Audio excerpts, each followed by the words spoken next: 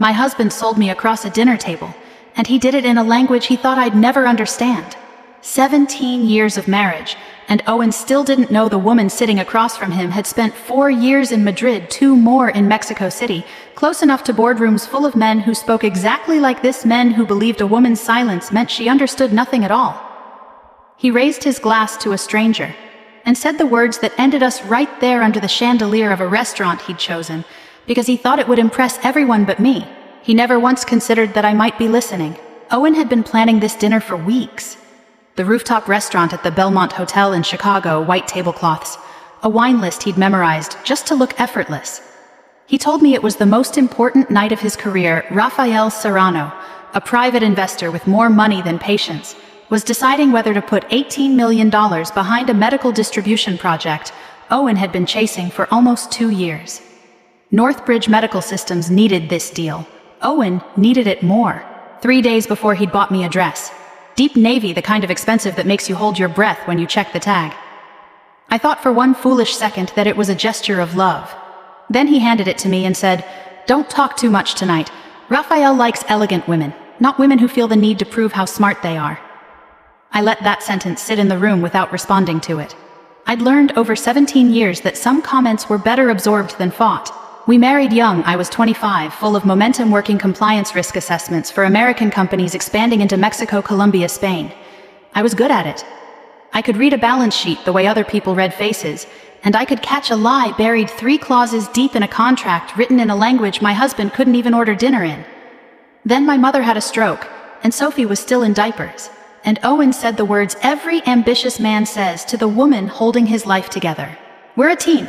You take care of things for a few years, and when my career stabilizes, you go back to work." A few years became nearly a decade. He never asked what those years in Madrid had actually taught me. He never wondered, not once, how fluent I really was, because he never thought to wonder about me at all. The dinner started politely enough. Rafael was courteous, but guarded a man who watched more than he spoke. He didn't look at me the way Owen probably expected him to. If anything, he seemed uncomfortable every time Owen refilled my wine glass a little too eagerly, a little too fast. Owen talked big. Projections, timelines, numbers that didn't quite match what I'd glimpsed on his desk at home months ago. Numbers that had grown suspiciously kinder to his case since then. Rafael asked about patent ownership, about hospital certifications. Owen's answer wandered vague and rehearsed, and then the moment his English started failing him, he slipped into Spanish. He thought it made him safe. He leaned toward Rafael, voice low, casual, like men trading a joke between themselves. "Don't worry about her," he said. "Tonight, she's yours. Sign the agreement in the morning." Rafael did not smile. He set his glass down and told Owen flatly that he had never asked for anything like that. Owen pressed on anyway, oblivious to the way the air had changed. "I know what men like us have to do to close a deal like this. She'll listen. She always listens." I didn't flinch. I didn't drop my fork or gasp or give him the reaction he was used to getting from me when he pushed too far. I set my wine down, slowly smiled the way I'd smiled at 100 dinners just like this one, and said in English, "Excuse me, I need to use the ladies' room for a moment." Owen didn't even look up. I walked away from that table with my heels steady on the marble floor, and my pulse steadier than it had any right to be. Behind me, I could hear him already moving on, already selling something else, some other version of me he thought was still sitting there. In the bathroom, I locked myself into a private stall, pulled out my phone, and called a number I hadn't dialed in 6 years. Owen thought I was in there crying. I was calling the one person who could end his deal before it ever began. The woman I called was Isabel Serrano, Rafael's older sister, and the person who actually controlled the family's investment fund. Years earlier, I'd worked a compliance review on a Serrano Capital deal in Mexico City, back when I still had a career and a name people trusted. I'd found a chain of shell companies buried in the paperwork, the kind of thing that would have cost the family millions if it had gone unnoticed. Isabel remembered that. She remembered me. We hadn't spoken in 6 years, but I'd kept her number the way you keep an old key. "You're not sure you'll ever need again." I didn't waste time with pleasantries. "I'm having dinner with your brother," I said, my voice low, and even despite the stall door pressing cold against my back. "My husband just offered me to him in exchange for a signature on an investment contract." Silence stretched for a few seconds. Then carefully, "Did my brother agree to this?" "No," Rafael refused. "But my husband said something else." He said the hospital certifications were just a formality that they'd be sorted out after the money transferred. That got her attention faster than the first part had. Isabel was in the hotel one floor down, preparing for tomorrow's investment meeting in a private conference room. She told me to go back to the table. Don't confront him. Don't warn him. Keep the call connected in my pocket and let her listen. I straightened my dress, checked my reflection, steady eyes, nothing betraying me, and walked back into the dining room like nothing had happened at all. Owen asked if I was okay. I told him I just felt lightheaded. He nodded already, turning back to Rafael, already slipping back into Spanish to boast that I was easy to manage, that I didn't understand the first thing about business. I let the words wash over me and reached for my water glass, tipping it just enough to spill a little onto the tablecloth, an excuse to bend down to reach into my bag to tap the recording app Maya had installed on my phone months ago, back when I still thought I'd never need it. Rafael's patience was thinning visibly now. "Don't bring your wife into this," he said, flat and final. Owen barely paused. Everyone has a price. Hers is just attention. That was the moment the door to our private dining room opened. Isabel walked in with the fund's legal counsel, a step behind her, composed, unhurried, dressed like someone who'd already decided how this evening was going to end. In Spanish, she said, "It seems I've arrived at exactly the right moment." Owen turned. I watched the color drain from his face in real time. Watched him do the math. Watched him realize this wasn't just Rafael's sister making a social appearance. Isabel held 52% of the voting shares in Serrano Capital. Without her signature, there was no $18 million. There was no deal at all. She sat down beside me and switched to English, addressing Owen directly. "You said the hospital certifications could be handled later. Can you explain that?" Owen denied it, instantly, smooth as ever, suggesting Isabel had misheard something, lost in translation, that Spanish carried nuance that didn't always survive the crossing into English. That was when I spoke for the first time all night in perfect, unhurried Spanish. "There was no nuance. You said exactly that the certifications were a formality. Then you said I would listen because I always listen." Owen went completely still. Rafael looked at me, then at Owen, understanding settling over his face that he too had been used, positioned as a prop in something that could have quietly destroyed his reputation if he hadn't pushed back. Isabel didn't kill the deal on the spot. She announced a 72-hour hold pending an independent review, which was in some ways worse for Owen than an outright rejection and insult could be walked back. A review meant someone was looking for something specific. It meant they suspected the numbers themselves. The drive home was silent except for Owen's fury simmering just beneath a thin, controlled surface. He accused me of humiliating him in front of the most important investor of his career. "What humiliated you?" I asked, watching the streetlight slide across the windshield. "The fact that I understand Spanish, or what you actually said?" He didn't answer that.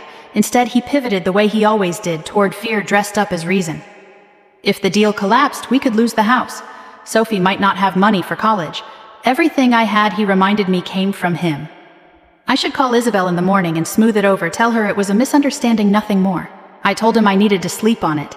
He believed in that particular way men like Owen always believed, that he still had time to talk me back into agreement. That night, once his breathing had settled into the rhythm of a man who thinks he's already won, I got up and checked my credit report on my phone, the blue light, the only thing illuminating the dark of our bathroom. 3 business loans, $1.4 million combined, all of them in my name. I had never signed for any of them. I had spent the whole night thinking the worst thing Owen did was offer me up like a bargaining chip. But my name was already sitting on debts large enough to take everything I had left. I made coffee the next morning like it was any other day. Eggs toast, the same quiet kitchen routine I'd performed for 17 years, because the most dangerous thing I could do right now was let Owen see the woman who'd spent half the night staring at a credit report with her hand pressed over her mouth. He watched me across the counter, searching for cracks. I gave him none. "I'll call Isabel," I said, stirring my coffee slowly. "But first I need to understand exactly what I'm supposed to say." Relief moved through him so visibly it was almost embarrassing. He launched into his explanation, already rehearsed, already smoothed at the edges. The comment at dinner was just business culture, a joke that landed wrong, Rafael's fault as much as the wine's. I apologized for overreacting. I watched him relax into the story he needed to believe, the one where his obedient wife had simply had too much to drink and too little perspective. He left for work, convinced I'd folded back into the shape he preferred. The moment his car pulled out of the driveway, I called Maya Collins, a friend from another life back when we were both 20-something, and certain the world owed us something. She was a fraud litigation attorney, now sharp in a way that made people nervous in depositions. I hadn't spoken to her in years either, but some friendships apparently don't need maintenance, just the right kind of emergency. She gave me a list before I'd even finished explaining. Don't sign anything. Change every password, email, banking, everything. Freeze my credit. Back up every piece of evidence I could find. Don't let Owen know what I'd discovered. And find out if there were any accounts or companies registered under my name that I didn't know about. I drove straight to her office. We found the loans first, 3 of them structured as collateral for Owen's project. If the Serrano deal closed, he could quietly pay them off before I ever noticed they existed. If it collapsed, I would be the one holding $1.5 million in debt I never agreed to. Then Maya found the contract. My signature was on it. Not close identical down to the slant of the L in my last name. Owen had lifted it from paperwork we'd filed together 3 years earlier when we refinanced the house. One document listed me as co-founder and financial guarantor of something I had never heard of in my life. I had never co-founded anything. I had trusted my husband to handle our taxes, our filings, the paperwork of a marriage, and in doing so, I'd handed him every signature he'd ever need to build a version of me that didn't exist. That night, once Owen was asleep, I thought about the small safe in his closet, the one he never talked about, and I never asked about. I knew the code, his late father's birthday, the same 4 digits he used for half his passwords, because Owen had never been as clever as he believed himself to be. Inside, I found copies of my ID and passport. A financial power of attorney I had never signed. Loan guarantee documents with my name typed neatly at the bottom. And 2 versions of the same equipment testing report, one showing the device had passed certification cleanly, the other, the real one, showing a failure rate well above what any hospital board would accept. I sat on the closet floor holding both pages, understanding for the first time that this wasn't only about money. If that device reached hospitals, it wouldn't just be my name at risk. It would be patients. At the bottom of the folder was a life insurance policy. $2 million. My name on it. Owen listed as primary beneficiary. Purchased 6 months ago, right around the time the loans had started. Maya, when I called her, was careful not to let me spiral. A policy alone proved nothing. Plenty of husbands insure their wives out of nothing more sinister than habit. But combined with the forged documents and the debt, it painted a picture of a man constructing a system where I absorbed all the risk, and he collected all the reward. I lay awake replaying small moments that suddenly wore a different meaning. Owen insisting I see a doctor his insurance company had specifically recommended. The offhand questions about blood pressure medication asked twice, 3 times more than curiosity required. The remote cabin trip he'd proposed for after the deal closes. The joke, the one he'd made once at a dinner party, laughing that if I died he'd at least stop worrying about Sophie's tuition. I didn't know, not with certainty, whether Owen intended real harm or simply saw the policy as another form of collateral.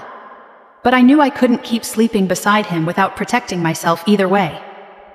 Maya laid out a plan with 3 parts. Shield me from financial liability. Prove Owen had forged my signature and falsified the safety report. Find out who inside Northbridge had helped him bury the truth. I couldn't leave the house yet. If I disappeared too soon, he'd have time to destroy evidence or worse. I had to keep playing the wife, trying to save the deal, smiling at dinner, asking small harmless questions, giving him nothing to suspect. I was gathering my things to leave Maya's office when my phone lit up with a message from Owen. Someone from the company is coming by the house tonight. I need you to sign a confirmation. Don't make this harder than it needs to be. I handed the phone to Maya without a word. She read it twice, then looked up at me calm and certain. Don't refuse. Let him bring the paperwork. We need to see exactly what he's trying to make you sign. Owen came home that evening with a man I'd never met, Caleb Moore, some junior legal manager with a nervous habit of clicking his pen. Between them, they slid a confirmation letter across our dining table like it was nothing more than a formality. It stated that I had known about and consented to guaranteeing the loans, that I'd played an advisory role in the project, that my previous signatures were all valid, that any confusion at the Belmont dinner had simply been the wine talking, nothing more. I let my brow furrow the way a confused, overwhelmed wife's brow might furrow. I asked why this needed to happen tonight of all nights. Because Isabel is turning one sentence into an investigation. Owen said, his patience thinning at the edges. Sign it, and everything goes back to normal. I told him I needed my reading glasses and carried the papers into the other room, where I photographed every page and sent them straight to Maya before folding the documents back exactly as they'd been. When I returned, I said I wanted my old friend, the lawyer, to review it first. I didn't sign. Owen's jaw tightened, but with Caleb sitting right there, he couldn't push the way he wanted to. He'd have to wait. Buried in the paperwork was a name I recognized, Nina Patel, the project's former financial director. She'd approved the first budget draft, but somewhere along the way her name had vanished from every recent report. I remembered Owen once mentioning almost dismissively that Nina couldn't handle the pressure and had quit without notice. Maya hired a licensed investigator to track her down. Nina refused to talk at first. She'd signed an NDA, taken a severance payout, built a wall around whatever she knew. I sent her one line myself. Owen used my name to guarantee numbers you refused to sign off on. She agreed to meet within the hour. What she told us reframed everything. The device had failed an independent inspection. Owen had asked her to adjust the failure rate. When she refused, he threatened to expose a minor accounting error from her own file, nothing criminal but enough to end a career if he wanted it to. Caleb had been drafting an NDA to keep her quiet permanently, and Owen had told her more than once that Serrano's investment would wash away every problem once it landed. Some of that money, she said, had already moved through a consulting firm called Foster Advisory Group. I had never heard of it. A quick search told me everything I needed to know.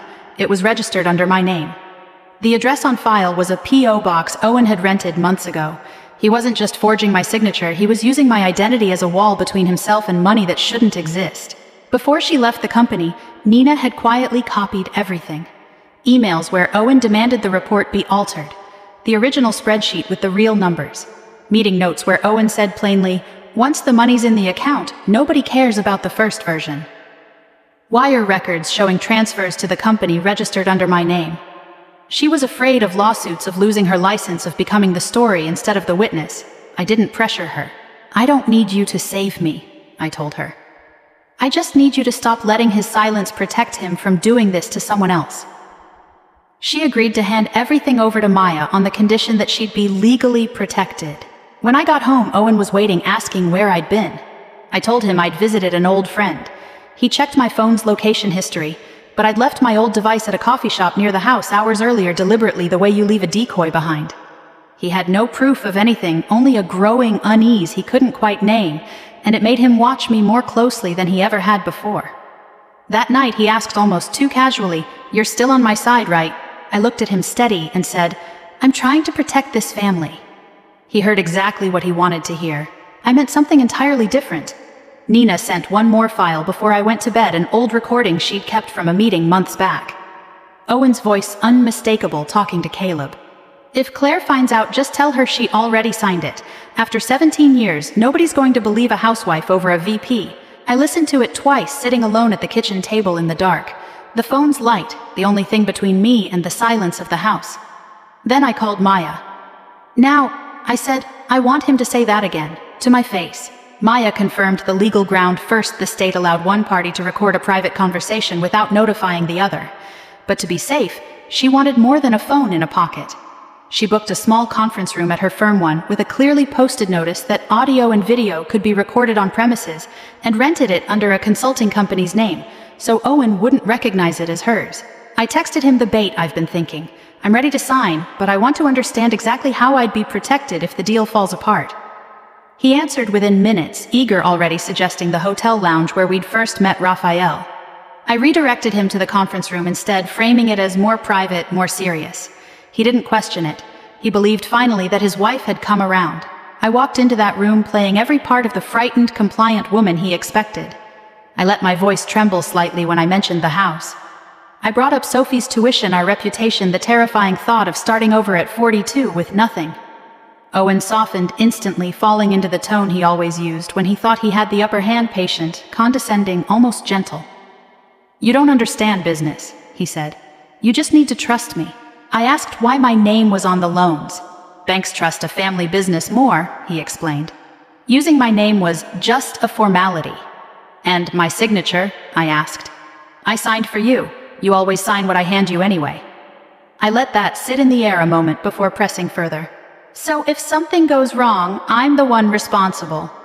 He smiled, actually smiled, and said, "Only if the deal fails, and it won't fail as long as you do your part." I asked what exactly my part was. That was when he admitted it, casual as ordering coffee. He'd thought Raphael might be drawn to me, thought it would make him look generous, willing to go further than any other partner Raphael might consider. He tried to soften it even as he said it. I didn't actually mean for anything to happen. I just needed Raphael to believe I'd do whatever it took. Including offering your wife to him. His patience cracked. Don't turn this into some moral thing. This is $18 million. That sentence alone would end up meaning more than almost anything else he said that day, the plainest confession of what I'd always suspected, but never had proof of that. To Owen, I had always been worth less than the number on a contract. I kept going, telling him Isabel wouldn't reinstate the deal without a clean certification report. He didn't even hesitate. That report only needs to exist long enough for the money to transfer. After that, we switch component suppliers and fix everything quietly. And the hospitals that already ordered the device, nobody's in danger. It's just how the numbers get presented. I let him keep talking. He admitted Nina had been pushed out for not knowing how to be flexible. Every sentence out of his mouth was another nail, and he didn't even notice he was building his own coffin. At the end, I slid the unsigned confirmation letter across the table and asked if he'd be willing to write in his own hand that I had previously given him permission to sign documents on my behalf. He laughed at the suggestion, said he wasn't stupid enough to put something like that in writing. That's fine, I said. You just said enough. Something in my tone finally reached him. He looked around the room properly, for the first time noticed the small recording notice posted near the door, and I watched the blood drain from his face exactly the way it had at that first dinner, only this time there was no Raphael to soften the blow. He stood, demanded my phone. I didn't move. Maya walked in with a security officer a step behind her. She informed Owen calmly that he wasn't permitted to approach me or my documents, and that the bank had already been notified of suspected forgery.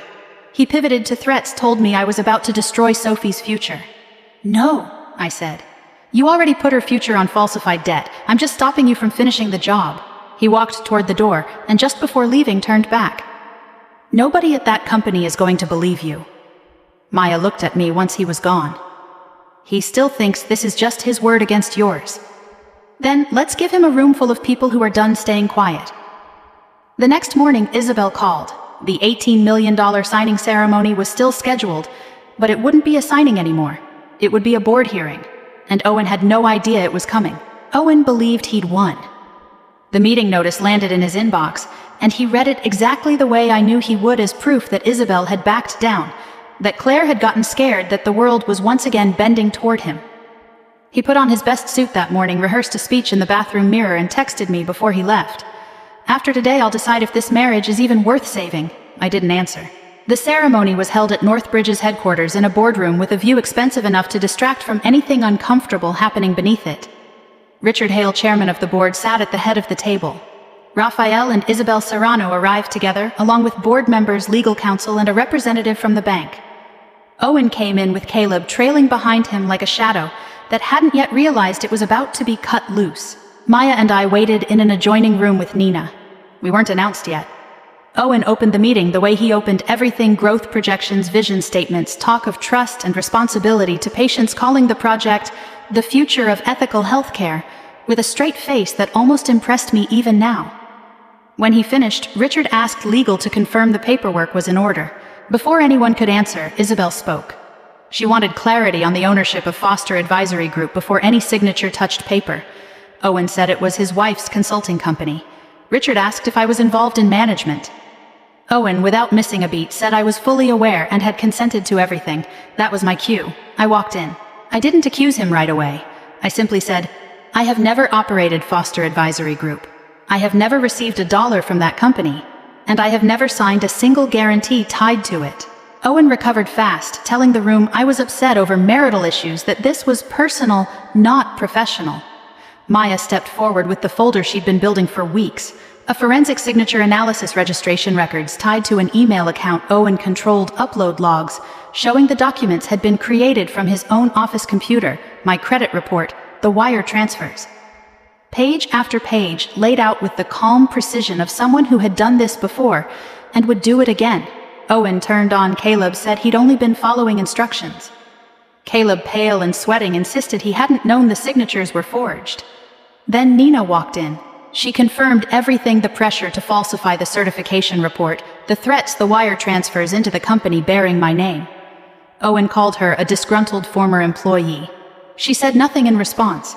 She simply pressed play on the recording she'd kept, and Owen's own voice filled the room, telling Caleb that nobody would believe a housewife over a vice president.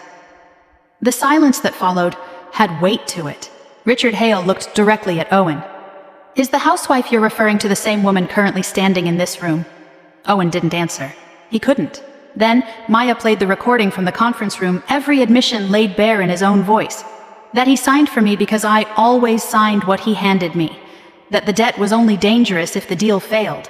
That the certification report only needed to survive long enough for the wire transfer to clear. That the dinner with Raphael had been nothing more than proof he'd do anything for $18 million. Raphael stood. He told the board plainly that he had never asked for or accepted anything involving Claire as part of any arrangement. Isabel followed, announcing that Serrano Capital was withdrawing from the deal entirely and forwarding every document to the appropriate regulators. Owen's composure finally broke. He stopped denying and started pleading that I'd misunderstood, that everything he'd done was for this family, that the company would collapse.